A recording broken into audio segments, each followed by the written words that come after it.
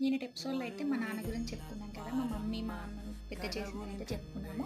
ఈరోజు ఎపిసోడ్‌లో మాత్రం మా మమ్మీ అయితే ఇప్పుడు ప్రస్తుతానికైతే ఒక గవర్నమెంట్ ఎంప్లాయీ. మేము చిన్నగున్నప్పుడు మాత్రం మా మమ్మీ ఒక ప్రైవేట్ ఎంప్లాయీ అనమాట. జస్ట్ ఒక 1500 రూపీస్ తోటి అయితే మా మమ్మీ నా మ్యారేజ్ వరకైతే చేసిందనమాట. అంటే ఆ డబ్బు ఓన్లీ 1500 రూపాయలతోటి మా మమ్మీ నా పెళ్లి చేసింది, మా అన్నయ్య పెళ్లి చేసింది, మా ఇంటిని చూసుకుంది, మా అందరిని చూసుకుంది. మాకు ఏది లేకుండా చూసుకుందనమాట మా అమ్మ. ఎందుకంటే మా నాన్న ఒక ఎంప్లాయీ అని చెప్పాను. యాక్చువల్లీ మా కొమరవెల్లి టెంపుల్‌లో మా నాన్న పనిచేసేవాడు. ఒకప్పుడు ప్రైవేట్‌గా చేసాడనమాట. మా అమ్మ గూడా ఒకప్పుడు ప్రైవేట్‌గానే చేసింది. 10 ఇయర్స్ నా మ్యారేజ్ అయ్యేదాకా మా అమ్మ ప్రైవేట్ జాబ్‌గానే చేసింది.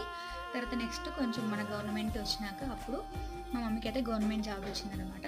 పర్మనెంట్ అయిపోయింది. ఇప్పుడు మా మమ్మీ అయితే సెటిల్డ్ అని చెప్పొచ్చు. ఫుల్ వ్లాగ్ అయితే నేను ఇక్కడ కామెంట్‌లో పిన్ చేస్తాను. ప్లీజ్ వాచ్ చేయండి. Please subscribe.